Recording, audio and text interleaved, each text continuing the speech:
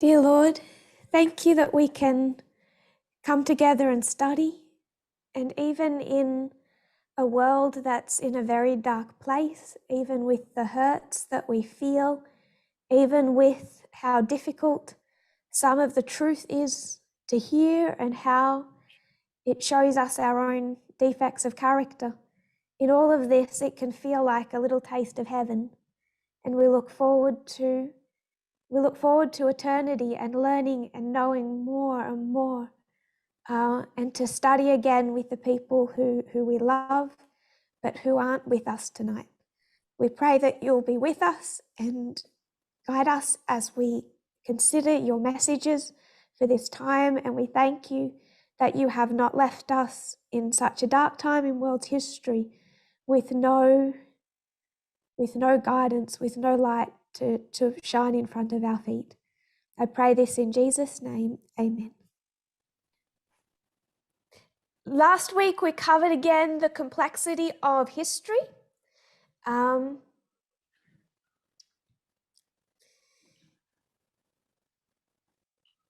tried to illustrate that a little more as far as emphasize how important and beautiful the simple is, that we're not saying that there's something wrong with it, but it can be manipulated and warped.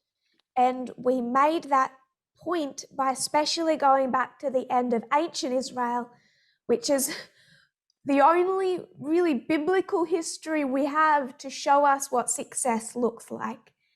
And it was this simple prophecy given by the Holy Spirit to the father of John the Baptist that sets him up for failure because it looks so simple and just so clear. So it's really a lesson for Adventism today. We went into a few different thoughts after that. We did touch on Daniel 11:41, but that's I think that's a whole new field and perhaps a little bit more problematic than a simple. It can be oversimplification can make it. So I don't want to go back to that. I don't want to go back to Daniel 11:41.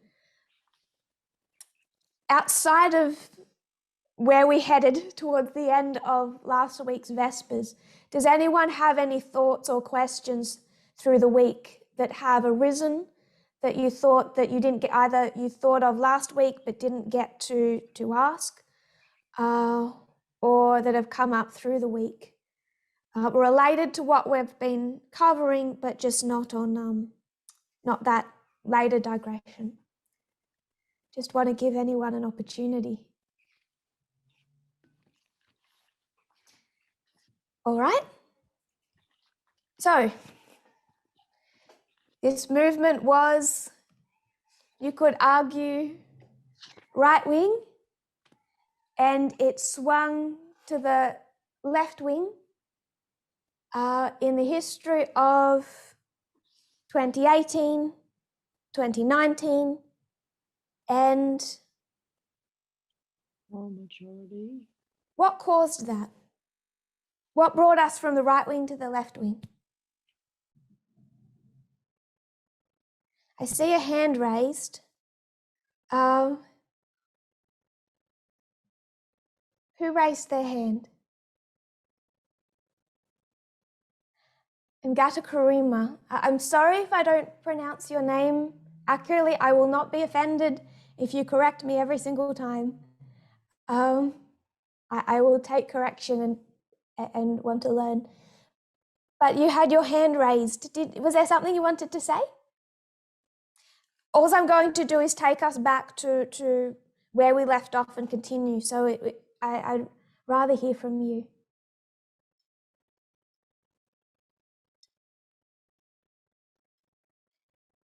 If you're able to unmute, you're free to speak if you like.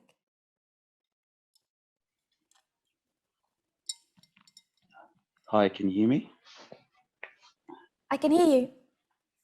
Oh yeah, I just wanted to just to understand a brief view on the left and right, of where we are in between these two. Oh, the understanding. of our position as a movement. So where we are today? Yeah. Present time, yeah. You weren't with us for the early studies of these, but Yes, that's where correct. we understood was that at these beginning, those weren't recorded, I'm sorry. This is about where we were as a movement from 1989 to 2018. And then in 2018 and 2019, because of the Midnight Cry and the messages associated with that, we moved from here to this political spectrum, left wing. I haven't really gone further to define exactly where we are, because I don't think it's really that simple to say, you know, we're here on the left wing or we're here on the left wing, because I'm not sure if we'd really know what that means, the difference between here and here. But we're going to go into a discussion of the left wing, breaking it down, various left wing perspectives, and some of the problems with the left wing. So we are here today. We're here today because of the prophetic messages we understood in 2018 and 2019. And we're listing those, the key prophetic messages that moved us from the right wing to the left wing.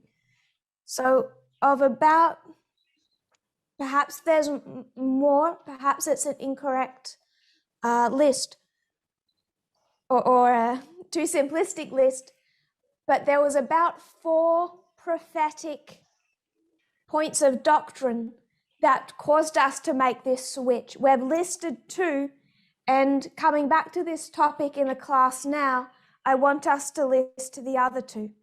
So the first 2 are understanding the history of our reform line of 1989, of what led up to 1989. If you've been joining prayer meeting, I believe Raymond Stanton has been explaining this history of the moral majority, explaining how our understanding of the moral majority caused this right-wing, left-wing swing. There's also, I believe that Graham will also cover in some presentations the studies of Pyrrhus and Ipsus, that Greek history that's found kind of hidden in Daniel 8 verse 8, that also helped us understand the 2016 election and a lot about politics today. So we're listing the 4 points that moved us from here to here. 4 points that were kind of embedded in the 2018 messages. So to directly answer your question, as a movement, we're here. Exactly where, I think, gets a little bit more complicated, but where we are going to discuss more of the left wing. Does that answer your question satisfactorily? Yes. Oh, yeah. As we move on, I'll probably get a clearer picture. Sure. Yeah, it does. It does make sense. It just takes time to process. It does, which is why that was taught in 2018 and we are discussing it in 2022. So you're not alone there. But if you have questions or thoughts along the way, please speak again. All right, thank you. No worries.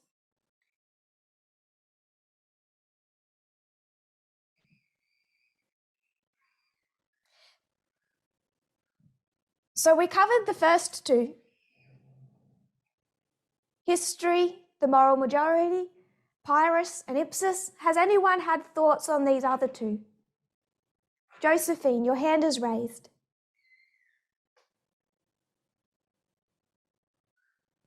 Sorry, Elder Tess, my hand was raised for the question you originally asked. I haven't thought about those 2 yet. Give me some minutes and I will. It's fine. You can ask your original question if it's still... No, I was going to answer, but I think you've done a fine job. I'm happy to sit back and listen. Oh, I should have picked up on your hand. I would have liked to hear your answer. Oh, that's wonderful. I'm happy to hear you rather than my voice. I would respectfully disagree. So these are the two. They weren't all taught immediately in 2018. I think one of them I might have taught in December of 2018, partly because of this resistance, that people were resisting what had been taught in Arkansas.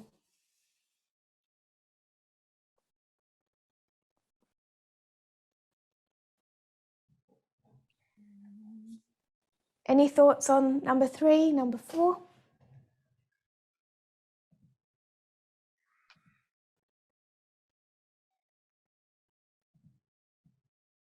Lynn? Taking a risk.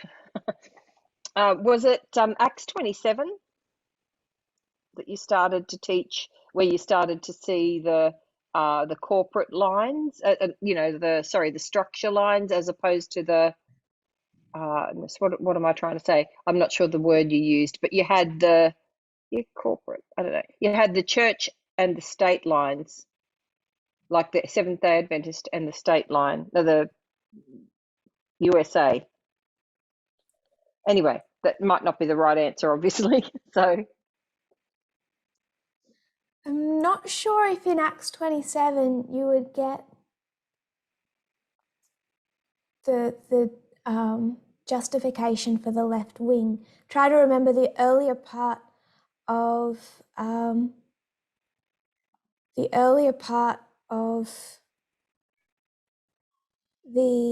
line of Acts 27 as it shows the ship going off course, and it doesn't really go into the subject of racism so much.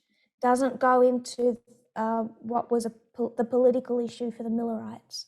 So I would probably, okay. I don't think that would quite bring you there. Well, the other thing that I would think of would be when we started to have a look at the early presidents and understanding Abraham Lincoln, and that he wasn't necessarily the big positive character that we thought. And then I think we started to look at the influences of Republican Democrats and right and left and that there. But anyway, that's my thoughts. So obviously I'll be keen to hear the right answers. Sure. I think most of that came later, like in 2020, because if we talk about Abraham Lincoln, we're starting to criticize the left wing, where we'd swung to. So that would take us back to here. If we can please not answer in the chat, if we can raise our hand and then answer verbally once I call you. But Molly, you're heading somewhere I like. Are you able to unmute?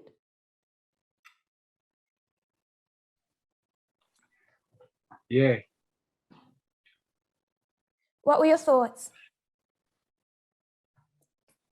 I was thinking of the true stream of information when you created by the study of Act 27. So I would suggest that two streams of information ties into both of these, both the third and the fourth. So if you were to look at our reform line,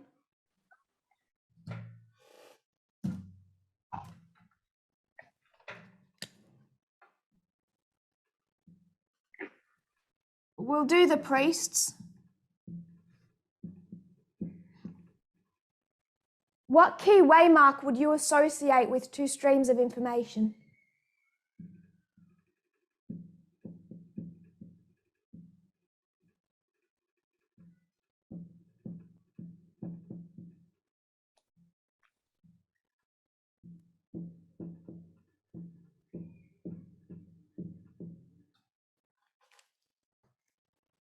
Any thoughts, Molly? Do you have a key waymark? You would say, yeah, that's where I see two streams. 2014 and 19. Yep. But I would suggest before then. Because you're seeing the two streams really conflict there, but this is the Sunday law. And I'd suggest you need to see the two sides before you get to the Sunday law. So 2012. 2012? Yeah. Why 2012? Because Elder Jeff was starting to oppose go against the message with the time setting and all that. So I can see you're going to the internal, which is fine. If you were to consider the external though,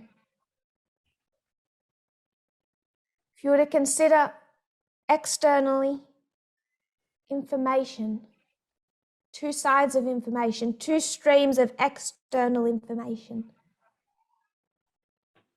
The 9/11. Why 9/11?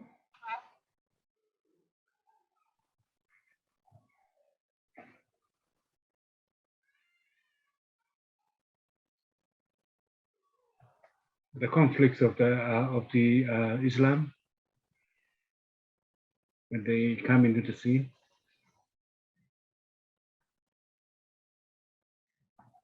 We do see we see a split there. Yeah, the CNN and When the is Fox. CNN created? If we go to an inception point, what is the antithesis of CNN? Am I using that word correctly? I think CNN went Antithesis, way the back. opposite. CNN and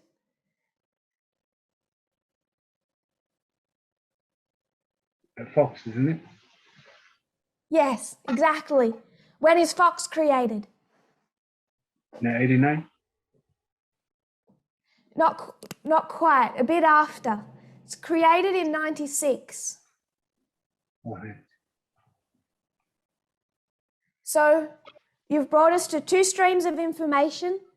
You brought up CNN, and I said if you're going to talk about CNN, then think of its opposite, because there's two streams, two sides, CNN, then we need to think of Fox. And when are those information streams created? And they're created in 1996, along with a host of others. So if we're going to talk about information streams, two sides in an information war, in a social culture war, then we find their inception point in 1996. And I get why you can see facets of that at every waymark after. There is catalysts in 1989, of course, but these two powerful sides formalize in 1996. And we know that 1996 is the first, really the prototype of a formalization in this message, because that is when the Time of the End magazine is created. Is that okay, Molly? Yes, clear now. That makes sense? So the first of these other two, I wanted to put down was an understanding of 1996, because our concept of that prior to 18 was, yes, it's the formalization. Our focus is on the internal. We have the Time of the End magazine. We have Daniel 11:40-45, reform lines, all getting formalized. But what we needed to see in the time period of the Midnight Cry was what was also getting formalized was these two influential, powerful, external streams of information that are going to take opposing sides in a culture war. And the Sunday law, past and future, all center on this culture war. So that is why understanding 1996 and two streams was an integral part of this right-wing, left-wing swing. Because if we got the problems with the Republican Party through the moral majority, if we got that Clinton should have rightfully won the 26 election from the Battle of Ipsos, then you know which side in 1996 was the good stream, and you know which side in 1996 is the bad stream, because Fox News was the mouthpiece for Donald Trump, and Donald Trump is Demetrius in the Battle of Ipsos, and Donald Trump is supported by Jerry Falwell, son of the original creator of the moral majority. So 1996, understanding the external formalization of two streams is going to connect with Ipsos, which is going to connect with understanding the moral majority to show us why not just Donald Trump needs to be understood as a wrong stream of information, but news sources that are his conservative mouthpiece are very much dangerous as well. So I hope we can see how these points connect. 1996, the formalization, Time of the End magazine, but you also, whenever you have a true message formalized, you're also going to have opposition. There were quite a few hands up. Was everyone just wanting to suggest that, was this about where we were heading? Are your questions answered? So I won't go back to anyone who had their hands up. If the last few minutes haven't answered your point, then please raise your hand again. Or if you have a thought to share. Brendan.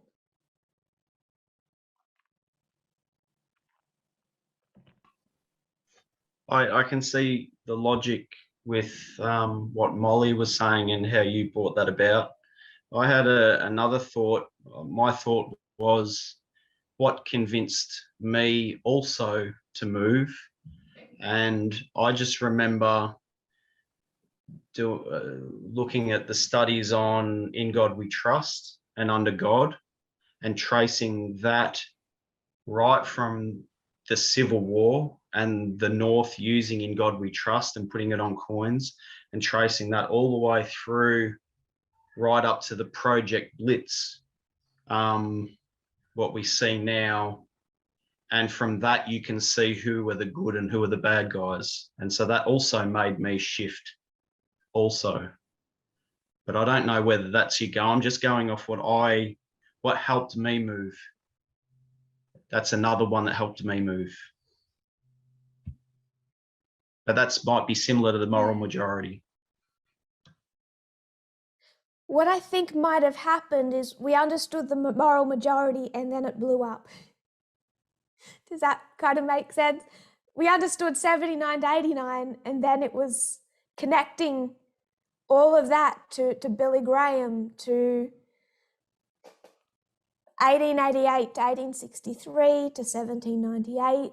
It's following, this point has rapidly expanded. So I think that's accurate. With this list here, if we brought it into 2019 and later points, I think it would grow. I guess I've restricted it a little to 2018 itself, because 2019 it did expand and our position has only grown stronger, I think. But no, I agree. Does anyone have any more thoughts to say on point 3? Josephine. I don't know if I have thoughts on point 3, but I just wanted you to clarify if possible the connection of Demetrius to Trump. I sort of know that very well, but I'm having just for now, I can't make the connection. I know that Trump is dictatorial, but Demetrius, how's that connect to him?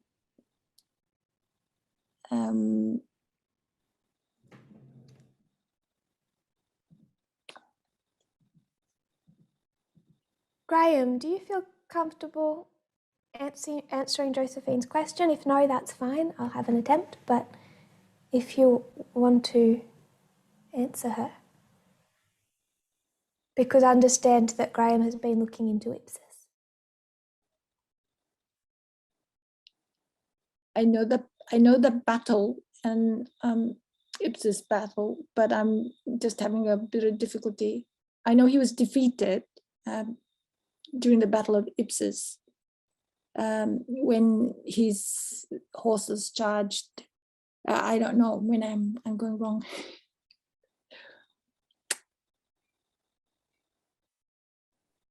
He was yeah. Go ahead. I can try, but in 2 minutes, it'd be hard to justify it. So Antigonus and his son Demetrius fought against the allies of Lysimachus, Seleucus, and Cassander. Antigonus and Demetrius were on the same side, fighting the same three allies that were joined together. Demetrius was supported by Pyrrhus. Pyrrhus was the king of the south in that time. When we make an application of it, we look at Antigonus, whose name means like the ancestor, and we align Antigonus with Hillary Clinton, and we align Demetrius with Donald Trump. Donald Trump is assisted by the king of the south at that point. I got it.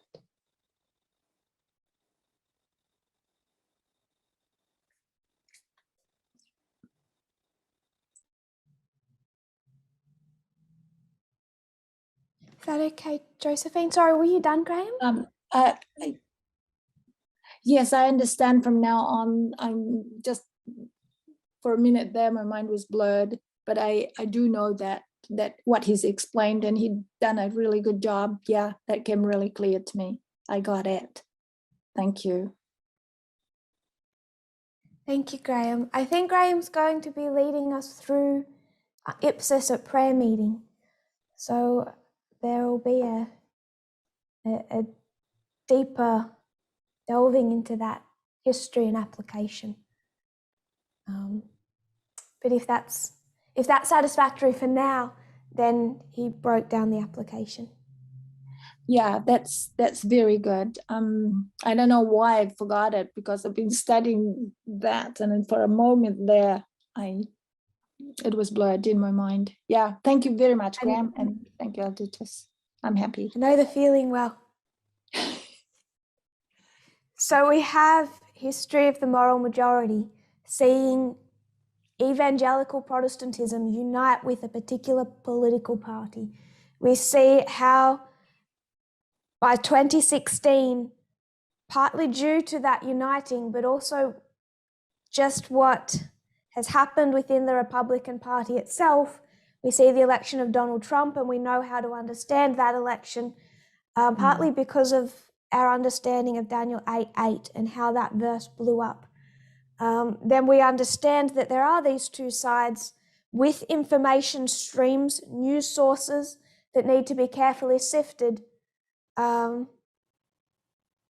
also connected to the formalization of this message in the same year, at the same waymark, 1996, CNN, Fox, and that also can be expanded quite a lot. 1996 was a heavy year for information. If everyone is fine with point 3, point 4. I think this is the point that might have been not taught in September of 2018, but December. If I remember that correctly. Lots happened since then. Still connected to two streams of information. It's really this third point, but connected to the fourth, it makes it so much stronger.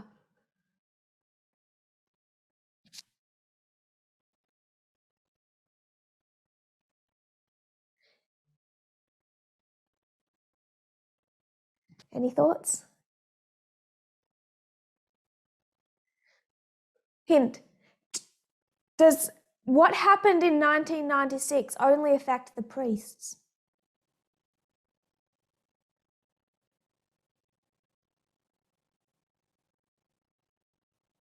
CNN, Fox. Is it only the first group that's affected by these external information streams?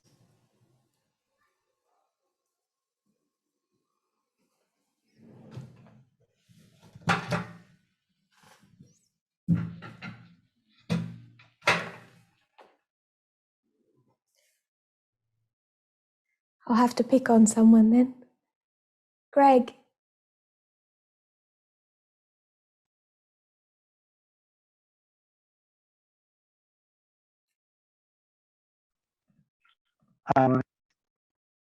Nothing really to mind.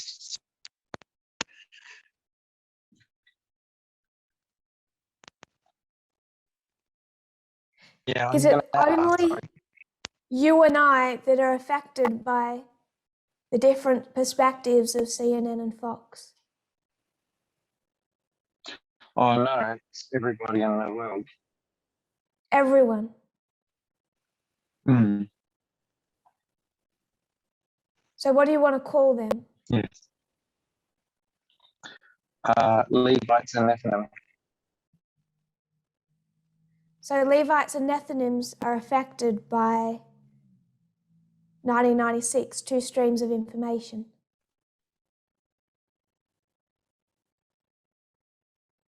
How does that make it a much stronger point? Because if we just say 1996, two streams, that affects you, that affects me. But if we say that affects a Nethinim, how does that make it a much stronger point about this rightward, leftward swing? How important it is to get our politics right. Brody.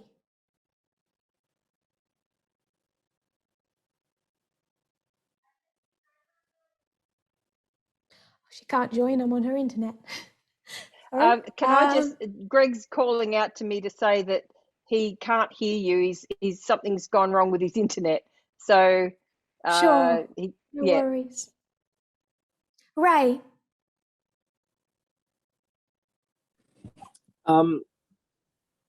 Is it because, like, if we understand that God's using those streams to teach other people,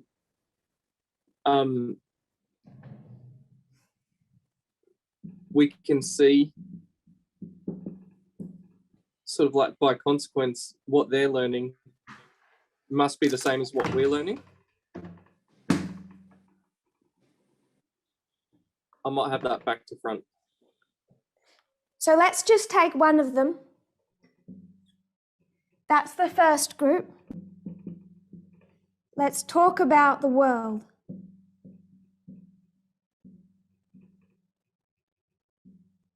$1989. I'm sorry, it's really bad for that to happen. It's fine. It's really fine. Line of the Nethinims. I'm going to get confused.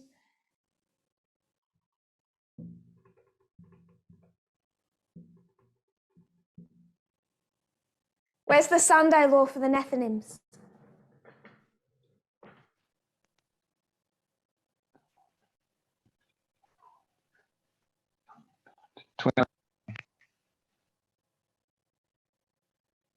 When's their harvest? When do we say come out? Harvest. Come out, otherwise called the loud cry. So that's Sunday law. Daniel 12:1. So that's the line of the Nethinims. Raymond. Sorry, I've got them wrong. Always revert to the light of the 144,000.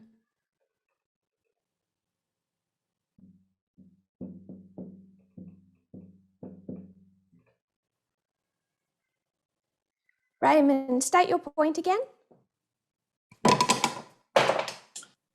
So I'm not sure if I've got it right, but the way I was thinking was, if we can see God teaching them,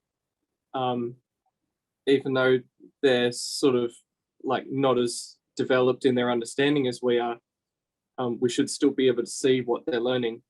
And it has to be the same as what we've learned and what we're learning. So they're learning, but you and I aren't teaching them. Yeah, like God's teaching them like completely independently of us. When do we start teaching them? Right at that bit where it says come out. Oh no, wait. Is it 2021? Oh no, that's the Levites. Next one along. Yeah, there. So at the Sunday law? Yeah. I would agree with that. If we were teaching them before, we wouldn't wait till here to say come out, would we? Yeah. This is when we find the stone striking the statue and there's people have to come out of Babylon. So if we were teaching them here, we would be giving the cry here. We would be saying come out of what? We can only say come out, Babylon has fallen, once we see that fall. So if this is their harvest, then we have their ploughing,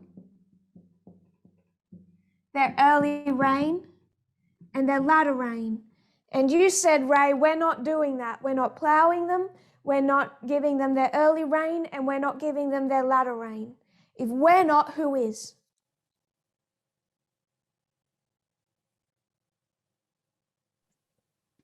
So I would say God through external events. God through external events. So we have an external event. We have Putin is going to invade Ukraine. So Putin attacks Ukraine. And we have CNN say, that's awful. And we have Fox say, what a genius. Who wouldn't want to expand their empire? So you have CNN and Fox. You have one singular external event, but you have two different perspectives of it. And what you're saying is the Nethinims of the world, that this is how they're being taught, either from one stream or another stream, either in a positive sense or a negative sense. Is that all right? Do you want to expand on that thought at all or disagree with me?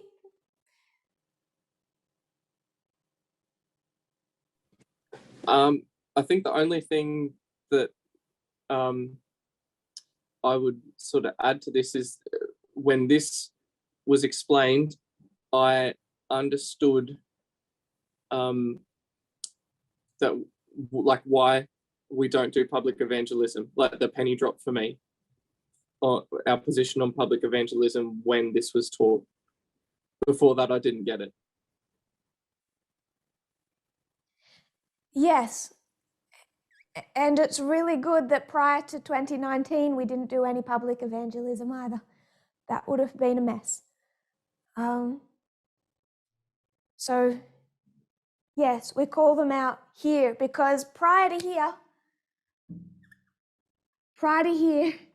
it's all about Adventism.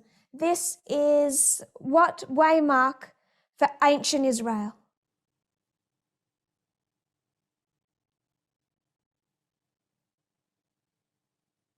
Josephine. What is this for ancient Israel?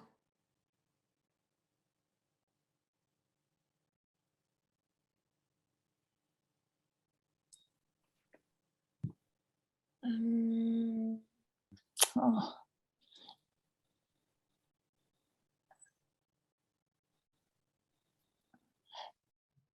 Is that's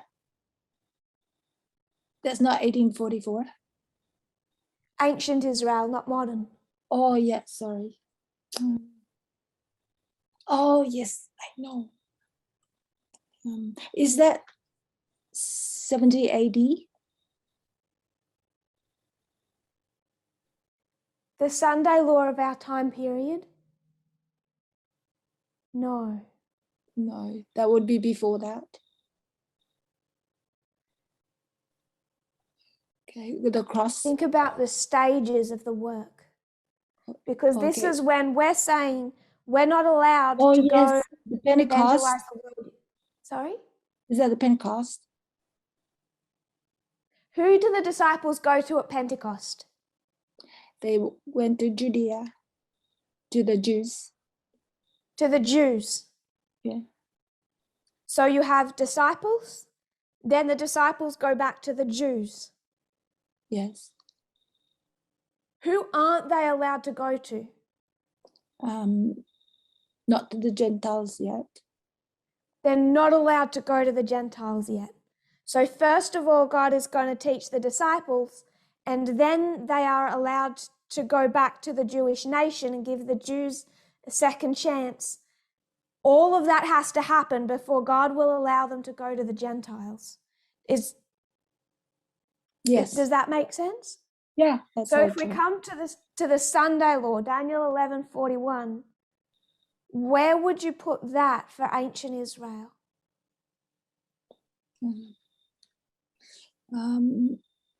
They were going to the harvest. Is that for the harvesting the Jews? If we harvest the Jews here, who do we start harvesting here? The Nephilims? After their probation closes. This is Daniel 12:1. The time of trouble.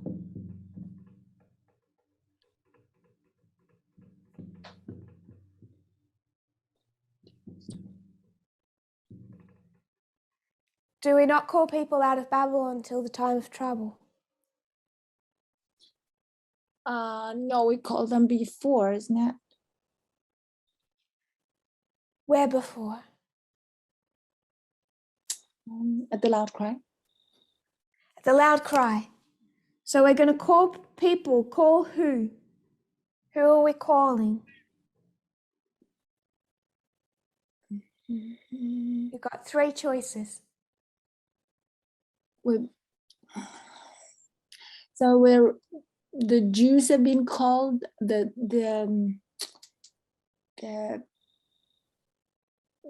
not the Jews, the Levites have been called. So this is the calling of the Levites?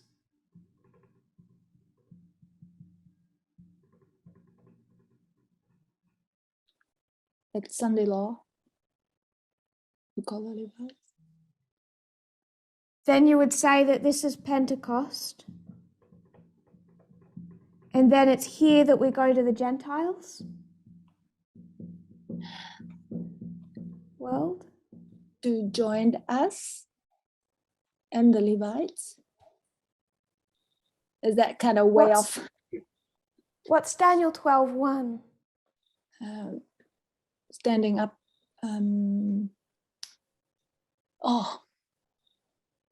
What's it? The words. What happens there? If this is, I know it's not fitting the parable exactly. If this is October 22, what happens there? Well, October 22 is, you mean the real thing that happens is October 22nd? Christ goes to the most holy. What we associate with October 22 is a door being shut. Judgment. Yeah. Judgment.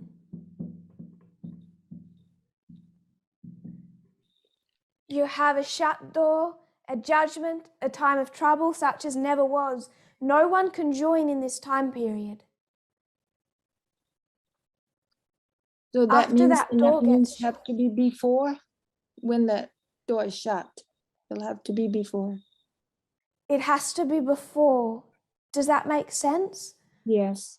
We're old model, old model where Jesus was coming back in 1888 history. We're fleeing to the mountains. You can't, unless we run and shout, you can't call people out of Babylon if we are physically fleeing. Yeah, that's silly. Because this is in that model, what would have fitted 150 years ago. This is survival. We aren't going to work, we're hiding. No. So if we're hiding here, we have to be going to work before then. We have to do all our work before then. Is that okay? Yeah, that's really clear. Sometimes you know those things, but when I hear your voice, it seems to sometimes just flush them out. I think it's nerves, maybe. This is why interaction is so much of a better way to learn than just being told something. Yeah, that's true. It's a much better way to dialogue. And I So appreciate don't ever think that time or exercise is wasted. This is the best for all of us. I appreciate that very much. So our work is done here, and it happened for the disciples, for the end of ancient Israel. It happened in 3 stages. First, the disciples, then there was Pentecost. At Pentecost, they went back to the Jewish nation. They still weren't allowed to go to the Gentiles until here. When were they allowed to go to the Gentiles? After the Jews, when they tested and they joined them, then they could take the message. Or when the way was opened up. Yes, this was a time period. A time period of them doing that work. But we usually associate an event with this waymark. When the door shuts for the Jewish nation as an institution, which I know you're looking at Acts 27, it's essentially shipwreck for the Jewish nation. So you know we'd be calling that Sunday law, because that's shipwreck. And they go from talking to the church to talking to the world. And I'm just wondering if we associate an event with that waymark. A date, an event. Do you have any thoughts on this one? If you don't, that's fine. You've got the structure and the concept. Well, maybe somebody else might come up with a thought. Sure, and then I'll come back to you and see if it starts to gel. So I'll come back to you in a short space, if that's okay. I'll be happy. Rachel.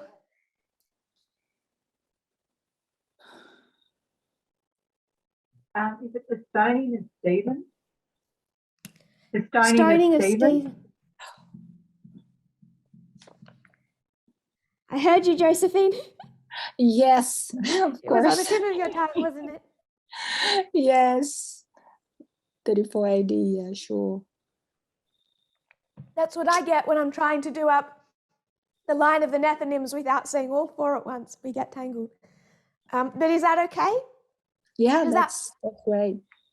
And you can see the parallels. Yes, that's right. With the Sunday law.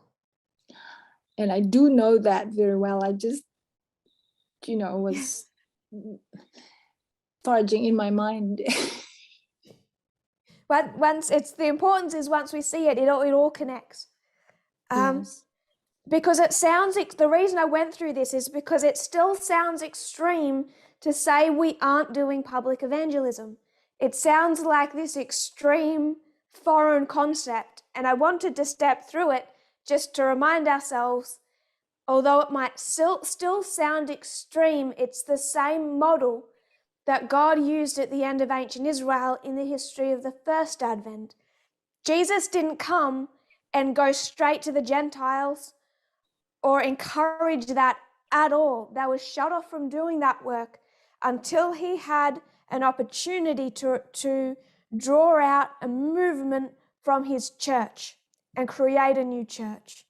And that is the same thing that is happening in the history of the end of modern Israel. First the church, then the world. So if we aren't allowed to go to the world till the Sunday law, like the disciples weren't allowed to go to the Gentiles until the stoning of Stephen, and this is their harvest, going back to the agricultural model, then they have to be plowed, early rain, latter rain, all before they get harvested. And Ray, it was you that brought us to this reform line. Could I ask a question? Sure. Just in relation to that, please? I've been asked this week, so why is your movement, no, it's not my movement, why is your movement hiding all this information that you have? Why aren't you publicly sharing? And I was telling them about this Christ to the disciples, disciples to the Jewish nation, and then to the I said, we aren't hiding anything. It's in the internet. That's how I found the movement, by just searching the internet. Is this have kind of making sense, or why are we hiding? That was the question, and my answer was basically what you're teaching tonight. The disciples, Christ to the disciples, disciples to the Jewish nation, and then later on to the Nathanims or the Gentiles. That's the word I used. But the question was, why is your movement hiding? If you have all this information, why are you hiding it? I said, we aren't. We have it in the internet. It's there. Where are you getting your information from? Did your leaders have affirmation? I mean, is God giving it to you? The information that you got. I said, I had that same question in my mind when I first came across the information. Where's the information? All this knowledge that I never learned before. Now I'm getting the opportunity to learn it. And it didn't take me long to realize it is truth. And when I realized it is truth, I didn't care to ask the question. I just knew that God has to be giving the leaders the information for the group. And so I never verbalized that question in my mind, because I was happy and content and satisfied to keep learning. But now I'm being asked the same question I never verbalized. I've been asked again. And while you're on that, I just wanted to mention, why are you people hiding? Is my explanation for that kind of satisfactory for now? It has to follow that sort of pattern. I find it interesting that the same people asking those questions would be the same people that say God never changes. So God preferred male leadership 2,000, 4,000 years ago, when they would stick their stake in the ground and say God never changes. And yet they should go to the end of ancient Israel and see what God did. And they should consider whether or not they would ask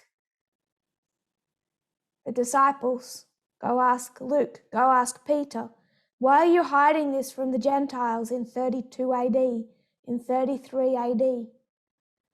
I don't think our message is hidden. I would agree with your response. There are people in this movement who came straight from the world, not from Adventism, and they were not rejected. We didn't turn them away. We welcomed them. They went through baptismal studies. Some have been baptized. It's not that we are deliberately hiding, but there are complexities just as there were for the end of ancient Israel.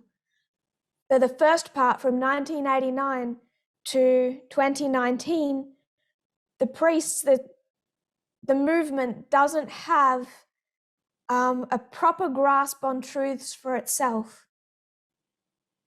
It needs to know what message it needs to bring. That would be like having the disciples go and teach Romans when the Romans when they still thought that the Roman nation was about to be overthrown. If they were to go to a Roman centurion and say, "Don't you know we have a king and he's going to destroy your entire empire?"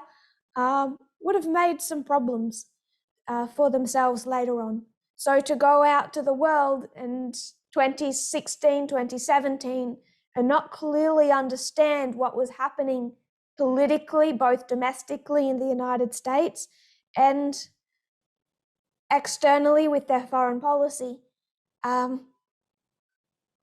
would not have helped many people.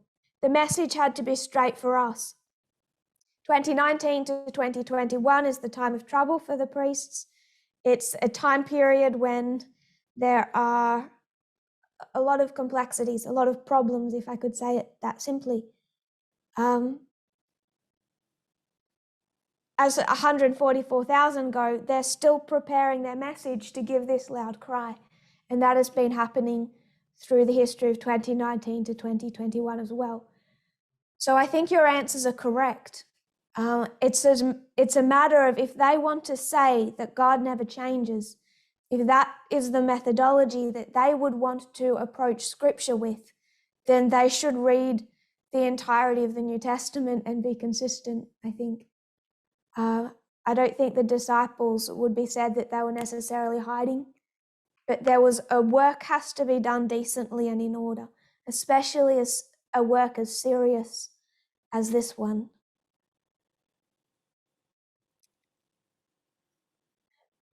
One of the points I taught in January 2021 and why I have said that the teaching of radical feminism particularly began in January of 2021 is because I taught that for the Nethinims, their change of leadership happens here. So whoever has been teaching them, come by this point, we should start to see there are serious problems with the leadership of the world, the voices they're hearing. We know that we're doing that work of harvest. Any external stream is not capable of doing that, which is why it is so important we see the problems with the left wing as well. The left wing, however good it might look in 2019, is not capable of doing that work because they have endemic issues. So it is so important the work this movement does. No one's joining this movement as a pre-made radical feminist. Well, there might be some, but most won't. We still have a lot to teach them. But everything done decently in order. The disciples, first of all, they had to get their message straight, which occurred from the birth of Christ to Pentecost. And then from Pentecost forward, it wasn't that the disciples had this great learning experience after Pentecost. It was that their first duty was to go to the church. And that's our work now. Like the disciples, the message is packaged. It was packaged when we understood LGBT and when we understood radical feminism. That packaging is done, but our first work is church. Only then can we have the united front that we need to do the work at the Sunday Law. Is that okay, Josephine? I know that some of those responses are not necessarily what you would say to them, but does that make sense? Help in any way?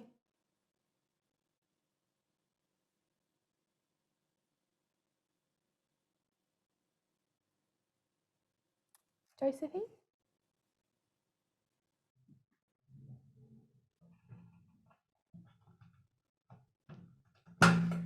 Are you there?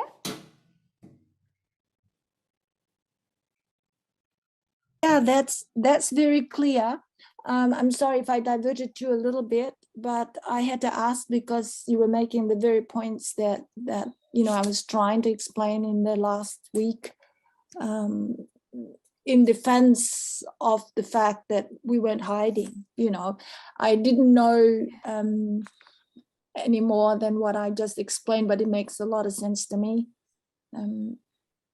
To mention it that way. It's almost like an order or a priority list. The priests have to be trained, and then, but I couldn't tell them that we were priests. I didn't want to say that. I just said that there was no hiding. The movement wasn't hiding anything. It was all out there in the net. If you were really searching, want to know, you would find the message like I did. I would suggest you take them back to the Gospels and the Book of Acts. You don't have to use that kind of parable phraseology they might not understand of priests, Levites, Nethinims, which... Right, I didn't. Yes, that will not make sense. But if they could just see the Gospels and the Book of Acts, they should see that God always works in a systematic order. Yeah.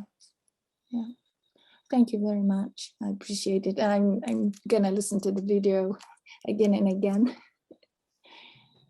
No worries. It's a good point to cover. So, history, moral majority, Pyrrhus, Battle of Ipsus, 1996, the formalization of the message. But that becomes, because there's a resistance to two streams of information in December of 2018.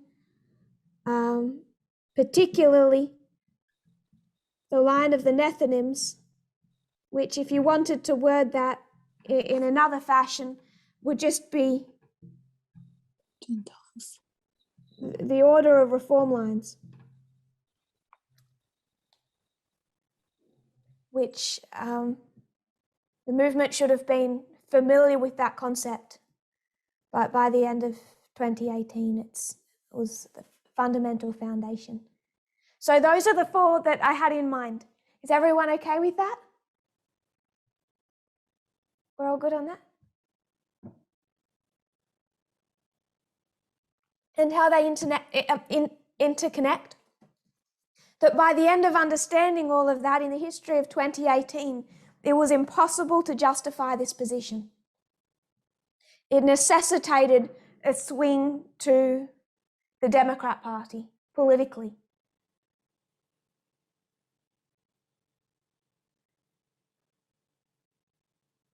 And connected with that party all the streams of information that characterize both sides.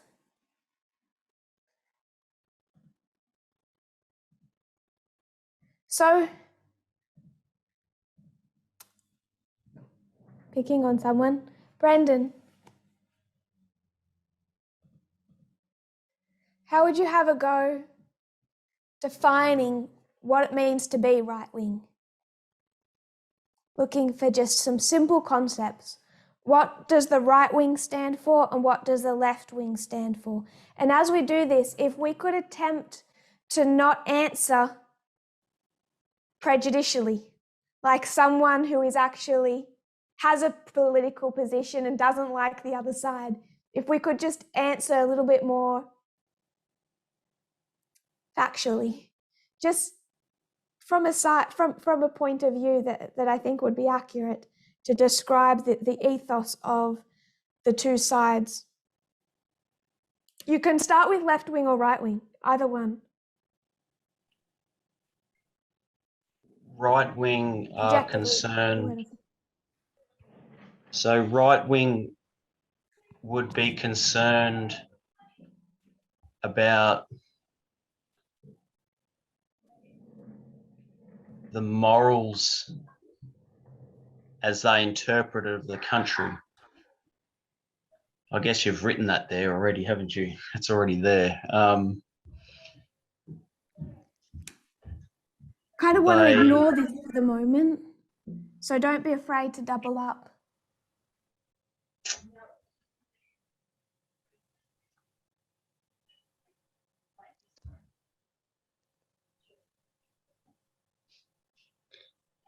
Um,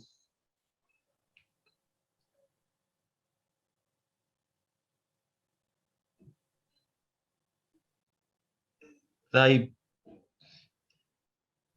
generally have a biblical foundation that they stand on, and it all comes from that. So no matter what area they're looking at, they tend to frame it in a religious fight, I guess. So there's no atheists in the right wing. Well, there probably is. Of course, there is.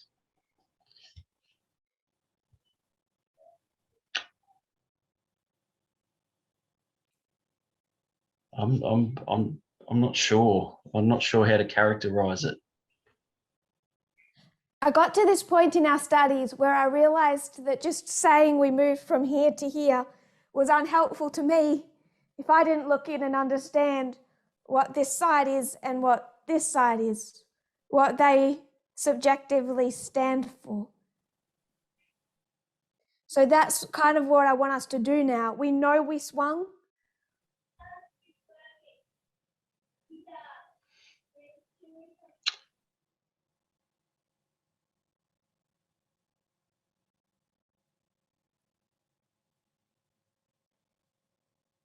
While you think about that, Natakarima, your hand is up.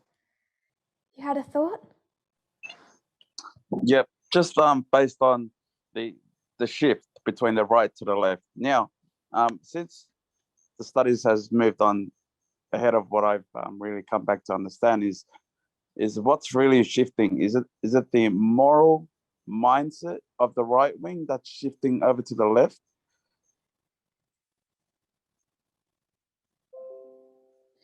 So is this about moral issues?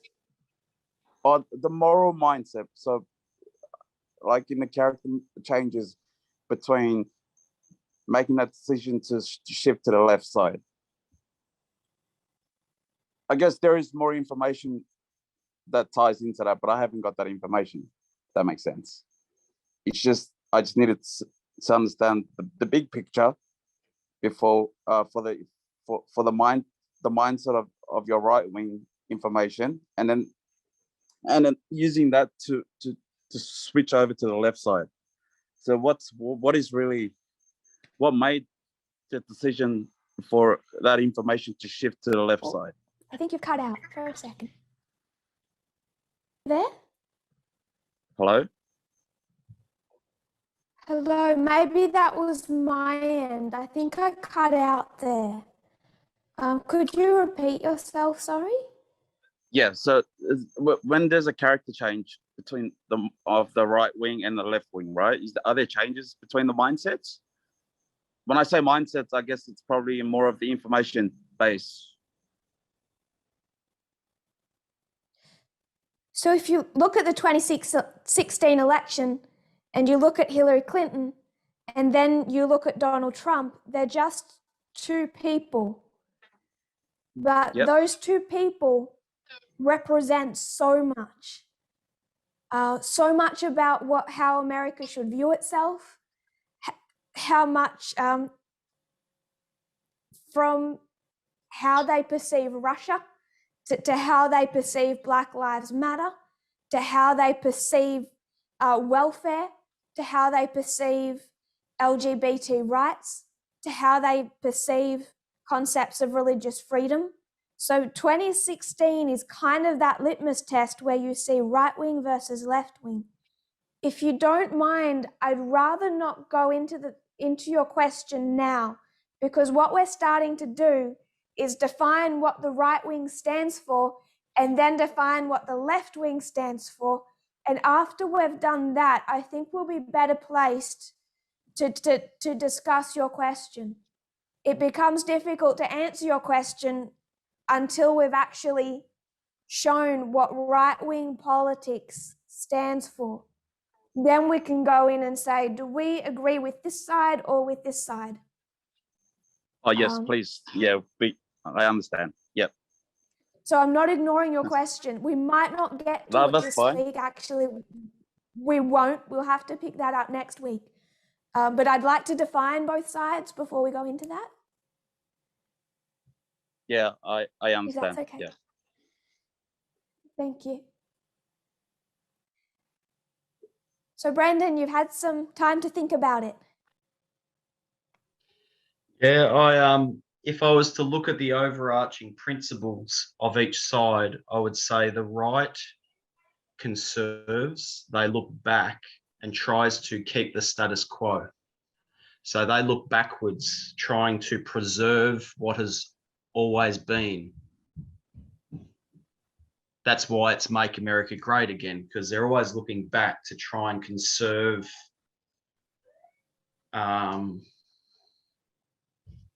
all these topics. Whereas I guess the left, they're interested in progression, or looking forward, or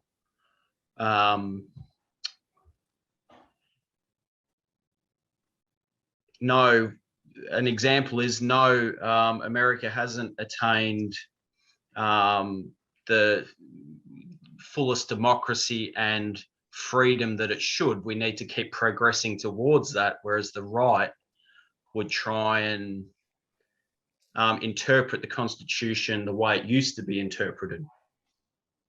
So one looks forward to progress forward. The other looks back to try and conserve what has always been. So I'm hearing just on that point.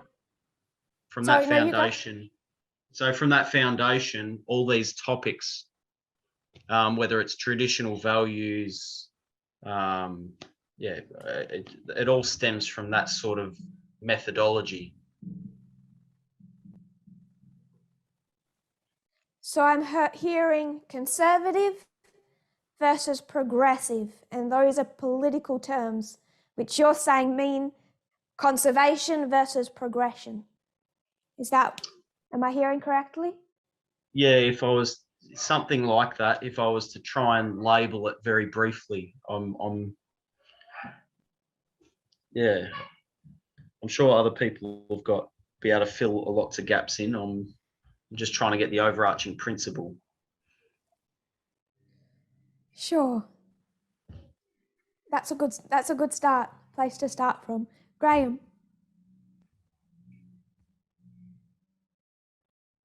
A couple of the studies that you've done in 2018, you explained for me very well when you said the phrase, again being oversimplistic, that the two streams of information distorts how we perceive reality. And for, if we say the right-wing group or conservative group, you see a focus of America first.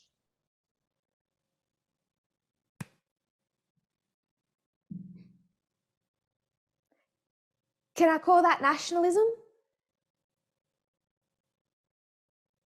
Yeah, I'm sure there's lots of different titles we could give.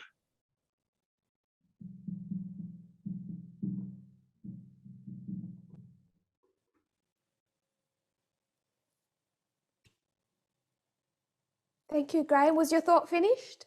That was what you wanted to add? Yeah, I'll let others have a go. Sure, thank you. Yes, that's a component I think is good to add in. Josephine, we'll add one or two more and then we'll pick this up next week.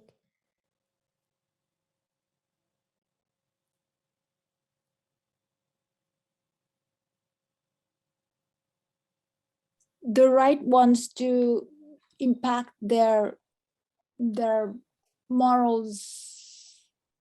They want the right-wing people want to have a part in politics. They want to have their morals impact the government. Can I put that under traditional values? Yeah, that's good. That's good. You've described it a little differently, but I think the two can kind of be condensed into that one phrase. Right. Because when someone has their traditional say, traditional family values. That is what they would want to impact politically, you know, when you come to everything surrounding 2014 and gay marriage. Yeah. So I'll summarize. Were you done? Sorry? Yes, I'm done. Thank you. I'll just summarize. What we've done is we've added a couple of points to what caused us to swing from right wing to left wing. We have the history of the moral majority, seeing how republicanism and the Christian right united really in the 10-year history prior to our reform line, and how that set off a chain of events, how it led up to 2016 ipsis, Donald Trump as representative of that Reagan-Falwell moral majority union. We've seen two streams of information externally, history of 1996, how that played out again in the history of ipsis when you have these two sides. And then we see how important all of that is for the world once we call them out of Babylon. If we can't understand these two sides and where the people of God should stand on them, what hope is there when we go to the world? Because they're already being prepared for harvest by these two external sides, by how they respond to 2016 and ipsis. Then we ask the question, wait a minute, what changed anyway? What does it mean to go from right wing to left wing? What is the ethos of the right wing, and what is the ethos of the left wing? And you've given a few different thoughts. Progress versus conservation. When they break that into political terms for people, you talk about progressives and you talk about conservatives. So I think that is a very accurate way to describe it. And then a little bit was expanded upon with the right wing, talking about traditional values and also tying in that sense of nationalism, which is particularly associated with the right wing.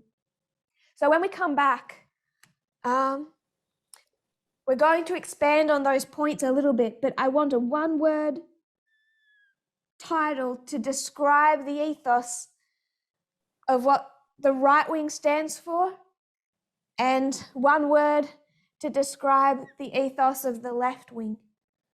What is the key phrase or key word that these two sides, what's the hill that those two sides are willing to die on, if I was to put it that way? And we will come and do that next week. But we are out of time. Catherine, would you, if you have questions, if you could hold them to next week, if that's okay, just because a few people will be mad at me if we don't. Please hold on to those thoughts and don't forget them during the week. Dear loving and righteous God in heaven, we thank you so much for the studies that we've been able to do together. We thank you for the way that you've been leading us and the revision of how we have transitioned, and how amazing that is when you see a group of people do that. We ask that you would be with us for this Sabbath. We thank you for this special time of contemplation and rest and study of your word. It's a blessing to us. So we thank you for that. Thank you for the fellowship that we've been able to enjoy together as well tonight. And we ask you to be with us as we go forward. In Jesus' name we pray.